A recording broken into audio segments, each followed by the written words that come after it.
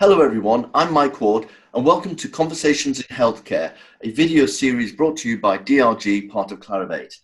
Currently, we're focusing on the COVID-19 pandemic and the numerous challenges that it is unleashing on the healthcare industry.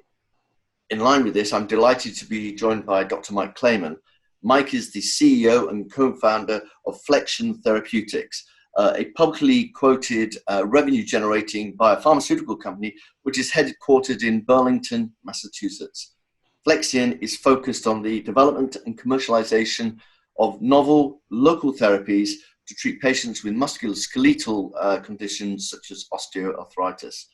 Indeed, the company's lead product is Zilretta, which was approved by the US FDA in 2017 and is the first and only extended release intra-articular therapy for patients confronting osteoarthritis-related knee pain. As well as investigating Zilretta's potential to treating other conditions, Flexion is also has got a gene therapy which is in the clinic and has the potential to both reduce osteoarthritis pain and also modify disease progression. As well as a locally administered NAV 1.7 inhibitor candidate, which is designed to provide effective and durable pain relief while preserving motor function. So, Mike, I hope you and those you care about are keeping safe and well, and thank you so much for joining me. Thanks so much, Mike. It's a pleasure to be with you, and knock on wood, we're all safe and well. Appreciate that. So great. So firstly, actually, what actually have been the most immediate impacts of the pandemic on the company and on your employees? Well, I think the most immediate impact has been the need for meaningful social distancing, to the extent that we've, since the middle of March, we had closed our headquarter offices, we had closed our lab. We had our salespeople, who we refer to as musculoskeletal business managers or MBMs, also in a stay-at-home state, and they were doing virtual detailing with their physicians. So everyone was isolated beginning in the middle of March. Just last week, based on the reopenings of states and certain territories around the country, 38 of our musculoskeletal business managers have returned to the field, which was delightful for them because they were very eager to get back at it. And you have to realize that the process of reentry for us has been an incredibly deeply thought out and importantly considered one, because we take the safety of our employees as one of paramount importance. So there were a whole set of gates, if you will, to decide whether someone was, whether we could issue kind of a green light to let people go back into the field.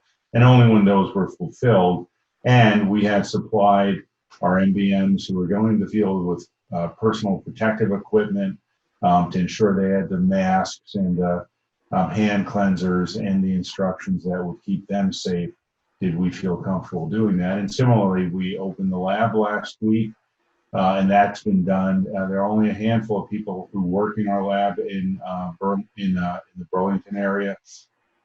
And we have a schedule where there are shifts. Of course, there's PPE, there's social distancing, and the one large element in front of us that has not really changed in status is opening up the headquarters. There are about 100 to 150 people who work at headquarters in Burlington. And at this point, given the kinds of restrictions and protections you'd have to have in place, and in the inability to congregate to any meaningful extent, or even to the extent of having group meetings in the same room, we made the decision, again, just last week, to indicate to our folks that we would not be opening our headquarters until at least September, because there is just no way to meaningfully and safely accomplish that in a fashion that made any sense, at least from our perspective. So there's been sort of quite a lot, almost like a sort of re-engineering Yes. sort of the activities and the processes in the team. Yes. So one of the things that we've seen evidence is the the sort of restrictions on movement and lockdowns has actually impacted the conduct of existing clinical trials as well as preventing the initiation of new trials. What has been your experience, and what are you doing to minimize any potential disruption? Yeah, it's a great question. Let me just start, Mike, if you will, with our lead product and the impact of COVID on the use of that product. Zilretta is administered in a physician's office. It's injected by someone who's deeply practiced in the art of injecting into the knee. And when COVID first hit, many practices simply shut down. And when that happened, not surprisingly, the ability of patients to receive Zilretta faded substantially. We saw the sales of Zilretta, at least transiently, decrease by 70–80%, because reflecting that phenomenon. We've been gratified to see that as offices have slowly started to open up and have found ways to see patients, more and more patients are receiving Zilretta. And in fact, very recently we announced that we were back to a pre-COVID state in terms of the sales of Zilretta. And for us, sales of Zilretta always translates into a patient in need at the other end of that injection, typically receiving substantial and durable pain relief. So that's a very gratifying element of that. So the frustration of not being able to get Zilretta to patients in need was a business frustration, but it was also a personal frustration. So we're very pleased to see that beginning to move in a good direction. As it relates to our clinical trials, as you very aptly described, we are very excited about FX201, our gene therapy. It's in the midst of its single ascending dose study. When COVID hit in the middle of March, that study was suspended because we were not convinced, and our investigators were not convinced, that patients would be able to be enrolled in that study and be cared for safely on the one hand, and that the data integrity of the study in terms of having to collect information at a distance could be preserved. So what we've just announced, again, just a couple of weeks ago, was the resumption of that trial based on the belief now that the safety of patients can be ensured with proper PPE and office measures, investigational site measures. And we also believe that in parallel with that, the data integrity of that study will be preserved. So that study is resumed. It's a single ascending dose study, 3 cohorts of 5 to 8 patients per cohort. We're in cohort 1, and we're simply thrilled to be able to be enrolling patients in that study again, because as excited as we are about the potential of that product, what is truth in our industry is that ultimately it's all about the clinical data. So we're keenly interested in seeing what those data will tell us. Right. Are you having to sort of do something different though, either with your sort of interactions with the sort of the sort of healthcare professionals who are providing the treatments, as well as also actually connecting with patients? In terms of Zilretta or in terms of clinical trials? Well, in terms of both, actually. Yeah. Yeah. Connecting with patients, I think we've had progressively enhanced our digital footprint, if you will, as it relates to reaching out to patients. So that had already been well underway and was actually accelerated as a result of COVID. And similarly, we have found ways to reach out to physicians. Interestingly, during the earlier stages of the pandemic, because elective surgeries had been postponed, many of the orthopedic surgeons who we interact with had more availability than they might have had otherwise. And that translated into two elements that were important from our perspective. One is our MDMs or sales reps had more access, admittedly virtual access, to physicians who they wanted to talk with. And we set up many virtual lunches where a lunch might be catered into a group or individually, and everyone would get on a Zoom call and there'd be an opportunity to talk about Zilretta. The impacts of COVID on Zilretta have been multidimensional, but in terms of virtual interactions with physicians, our sales reps or musculoskeletal business managers have had actually more access to physicians than they did pre-COVID because elective surgeries had basically stopped, and total knee replacement is an elective surgery, and that's what many of our physician surgeons perform.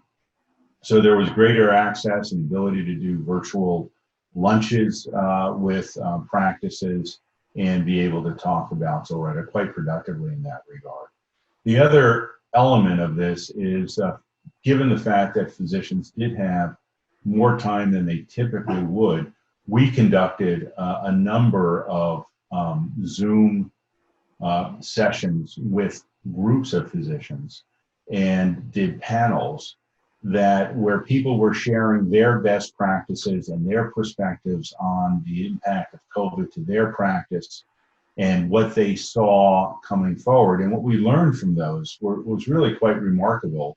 We learned that many physicians, most physicians, did not believe that they were going to be back to their normal volumes of total knee replacements until 2021. And we also learned that many physicians were hearing from patients who, even when they were able to get on the schedule for a total knee replacement, they either were postponing that surgery themselves, particularly older people who had concerns about being in the hospital in the COVID pandemic and exposing themselves in the absence of effective treatment or a vaccine, and other younger patients who were otherwise scheduled were further postponing themselves because they had been out of work, now had the opportunity to return to work, and were prioritizing income generation over surgery and a 2-month rehab, for example. So all of that actually is relevant to Zilretta because Zilretta we see as a particularly effective treatment for the pain of osteoarthritis. We know that many patients who do go to surgery have not had the benefit of Zilretta. We know that just based on the numbers. There are 1 million total knee replacements that were scheduled for 2020 approximately. It's been estimated that 20 to 25% of those have been postponed and won't be performed in 2020 and will be delayed.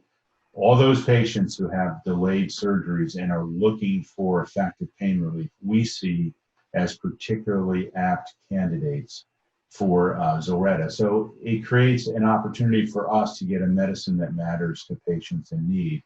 And thereby enlarge, if you will, the Zilretta footprint. So we'll see. There are many moving parts here, Mike, many uncertainties, but there are forces in play that could come together that would actually be beneficial for, we believe, patients and beneficial for the commercial success of Zilretta.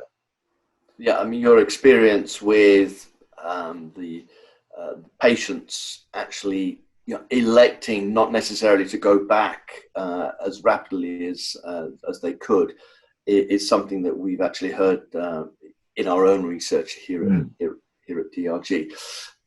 The fact you've got a product that clearly needs to get into those doctors' offices in the first place, were there any issues around the supply chain, in terms of the manufacturing and then actually getting it to offices? What disruptions have there potentially been? Yeah, it's a great question, Mike. We've been very fortunate. We manufacture our product with Patheon, which is a division of Thermo Fisher, at a plant in Swindon, about an hour west of London. We have developed a terrific collaboration with that site.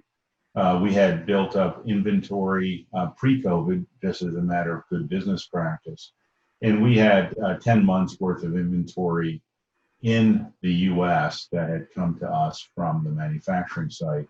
And we have every confidence that we can maintain very healthy inventory levels.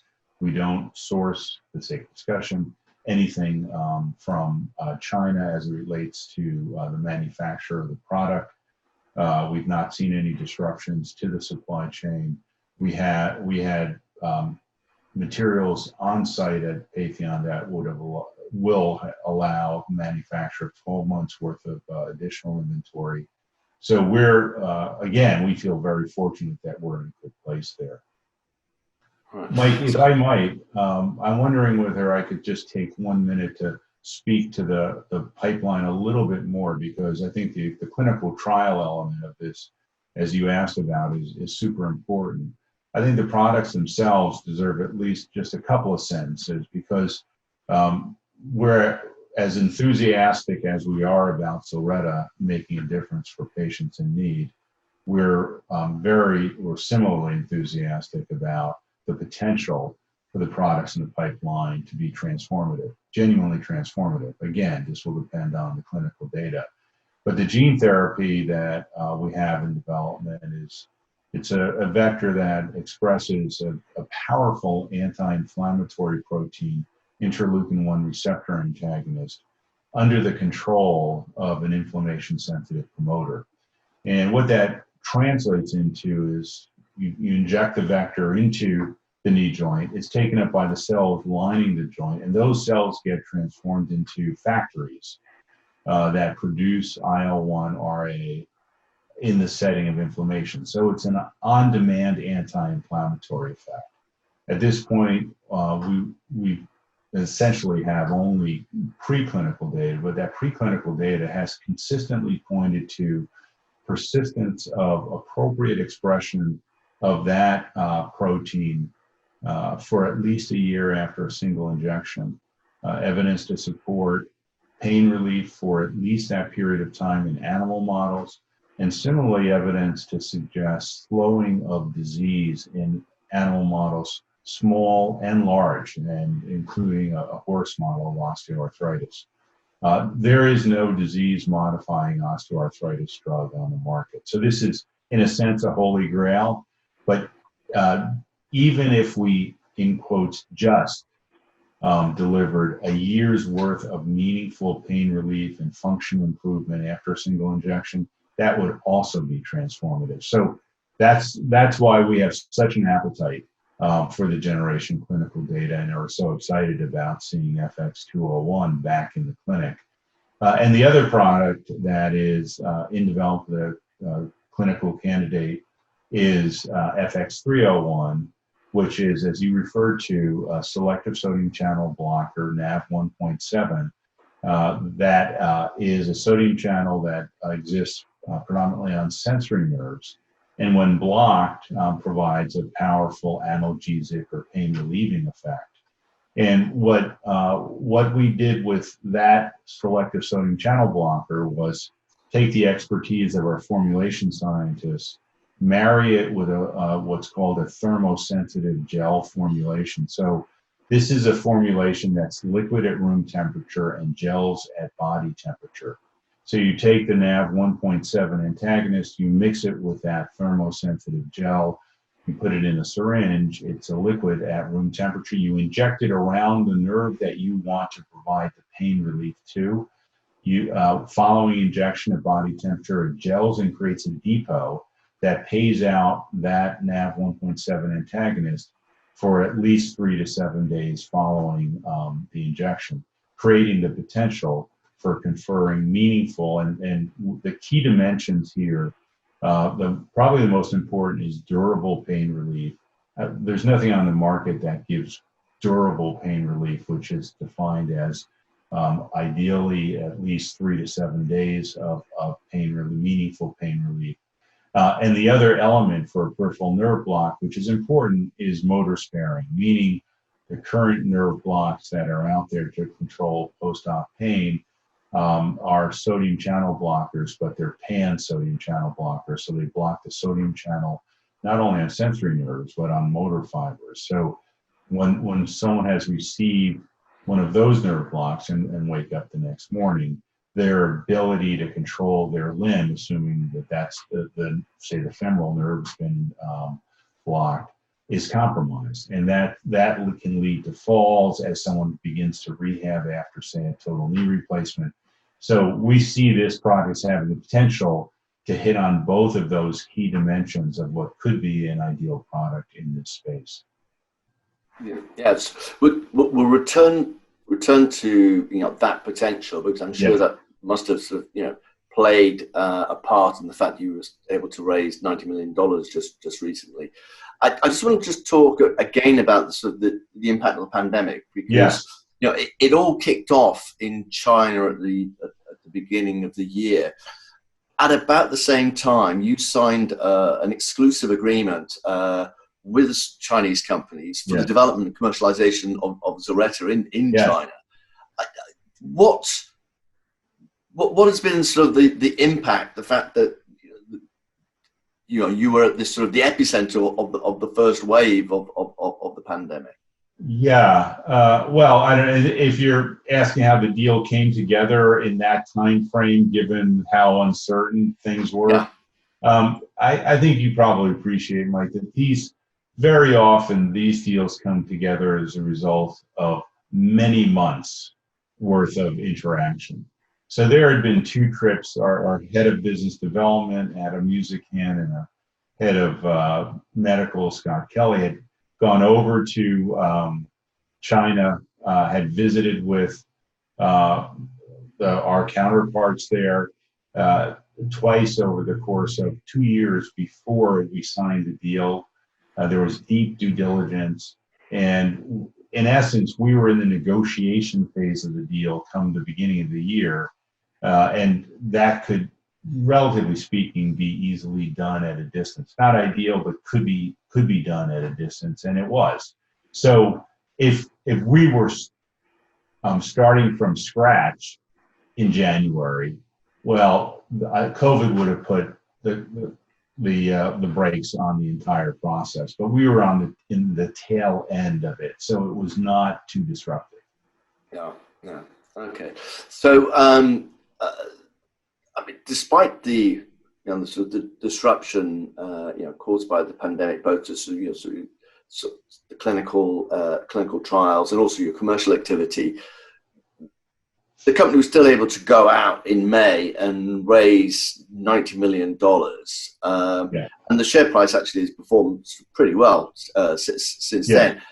What was it that you were actually saying to shareholders, to actually, one, get them on board, but also to manage their expectations? Because as you pointed out, that there are some, people who use your products who are saying that they're not going to be back up to speed until 2021 anyway. Yeah. So I think there were a handful of things, and Mike, at the risk of being picky, the gross proceeds from this raise were $103.5 million. So for a small company like us, every 10 million counts.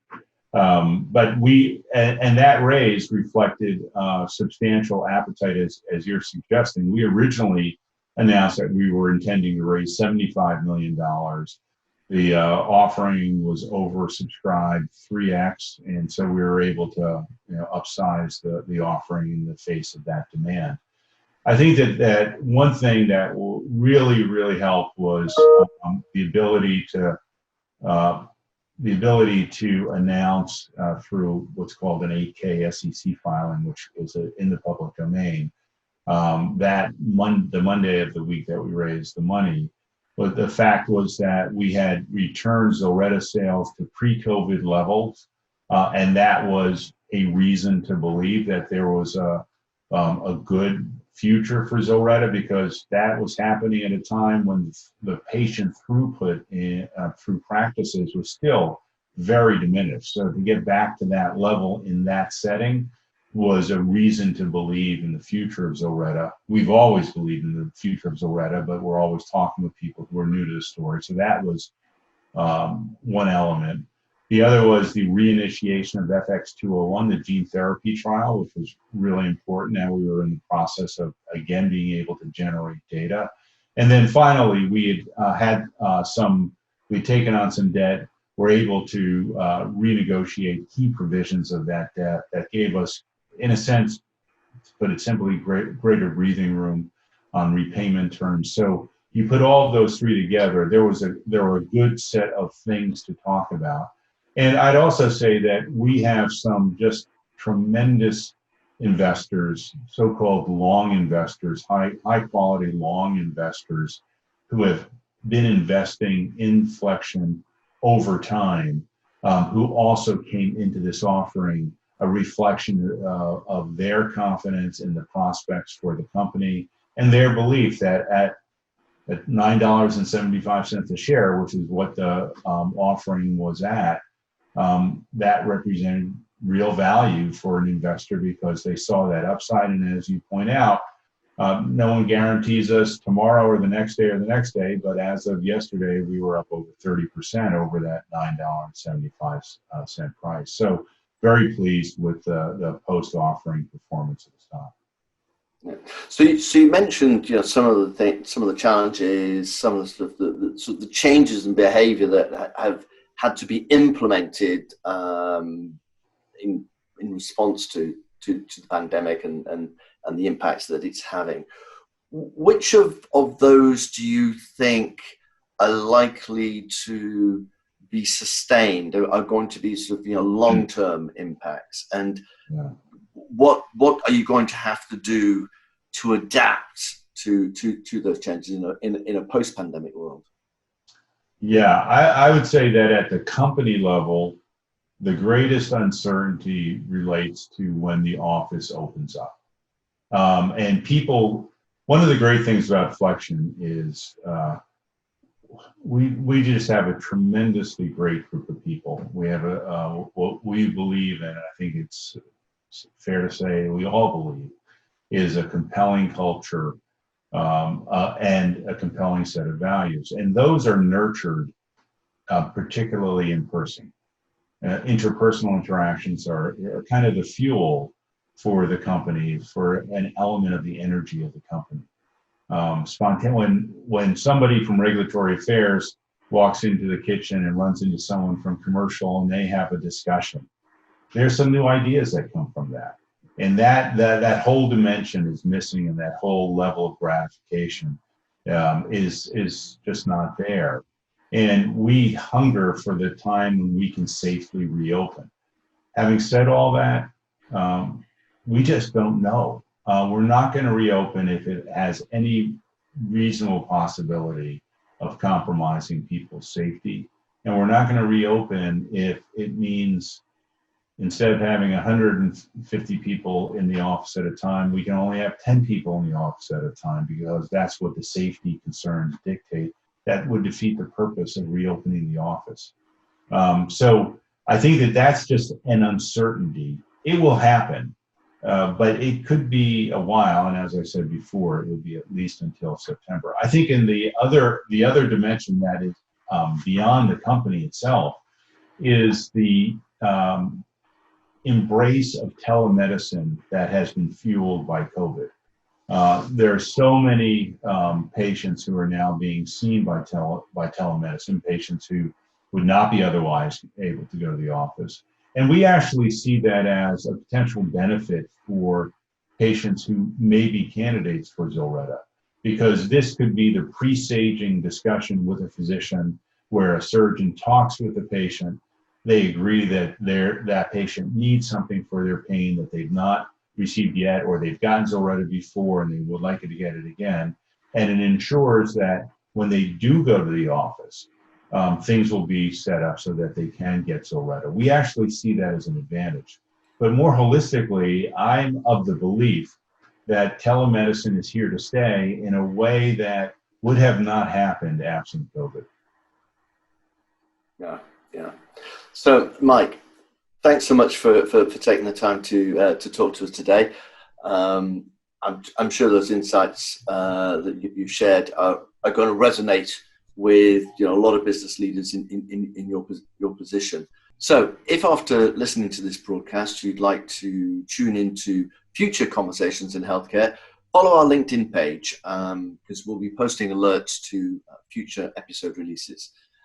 So in closing, I'd like to thank Mike again for joining us and thank all our listeners for tuning in. So until next time, stay safe and healthy. I'm Mike Ward and I'll see you in the next episode.